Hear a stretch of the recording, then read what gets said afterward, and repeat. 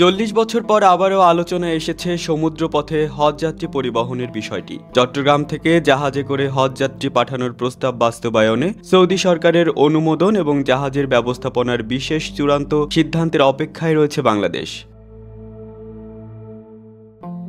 বাংলাদেশের ধর্ম মন্ত্রণালয় ও সংশ্লিষ্টরা জানিয়েছেন, সমুদ্রপথে হজযাত্রী পরিবহন চালু হলে বিমান ভাড়ার তুলনায় প্রায় 40% খরচ কম হতে পারে। এ উদ্যোগ সফল হলে দেশের অর্থনৈতিক সাশ্রয় তো হবেই, পাশাপাশি ঐতিহ্যবাহী সমুদ্রপথেও ফিরবে হজযাত্রার পুরনো গৌরব। কর্ণফুলী শিপ বিল্ডার্সের এমডি ইঞ্জিনিয়ার আব্দুর রশিদ বলেন, আমরা ইউরোপ থেকে একটি ক্যারিবিয়ান ক্রুজ শিপ কেনার পরিকল্পনা করছি। জাহাজটি 500 কোটি টাকার মতো খরচে কেনা হবে। একবারে 3000 হজযাত্রী পরিবহন করা যাবে।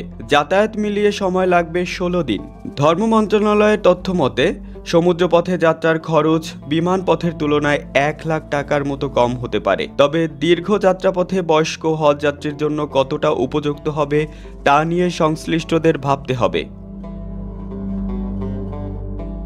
হজযাত্রী কল্যাণ সংস্থার চেয়ারম্যান এইচ.এম. মুজিবুল হক শুক্কুর বলেন, বয়স্ক হজযাত্রীদের স্বাস্থ্যের বিষয়টি মাথায় রেখে জাহাজে সব ধরনের সুযোগ সুবিধা নিশ্চিত করতে হবে। ইমিগ্রেশন প্রক্রিয়া সহজ করতে চট্টগ্রামের পুরনো হজ ক্যাম্প পুনরায় চালু করা দরকার। জাহাজে করে হজযাত্রার ঐতিহ্য বাংলাদেশের বহু পুরনো। সুলতানি আমলে চট্টগ্রাম বন্দর থেকে হজযাত্রার পথ চলা শুরু হয়। পাকিস্তানি আমলেও জাহাজে হজযাত্রা ছিল একটি সাধারণ মাধ্যম, তবে স্বাধীনতার পর এটি বন্ধ হয়ে যায়। 1967 সালে চট্টগ্রাম হাজি ক্যাম্প থেকে জাহাজে করে হজে গিয়েছেন এস.এম.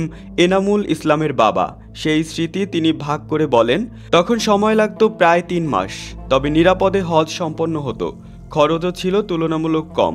এখন যদি এই পদ্ধতি পুনরায় চালু হয় এবং খরচ কমে, তাহলে অনেকেই আগ্রহী হবেন। ধর্ম মন্ত্রণালয়ের অতিরিক্ত সচিব মতিউল ইসলাম জানিয়েছেন, সৌদি সরকারের লিখিত অনুমতি পেলেই জাহাজের ব্যবস্থা এবং অন্যান্য প্রক্রিয়া শুরু হবে, তবে এটি বাস্তবায়নের সময় লাগবে। এই উদ্যোগে সৌদি সরকার সম্মত। এখন প্রয়োজন জাহাজ সংগ্রহ এবং ইমিগ্রেশন সহ অন্যান্য প্রক্রিয়া চূড়ান্ত করা। সময় লাগলেও এটি সম্ভব। সমুদ্রপথে হজযাত্রার এই উদ্যোগ বাস্তবায়িত হলে তা বাংলাদেশের ঐতিহ্য ফিরিয়ে আনার পাশাপাশি হজযাত্রীদের জন্য একটি সাশ্রয়ী বিকল্প হতে পারে। তবে সফল বাস্তবায়নের জন্য প্রয়োজন সঠিক পরিকল্পনা এবং যাত্রীদের জন্য সর্বোচ্চ সুবিধা নিশ্চিত করা।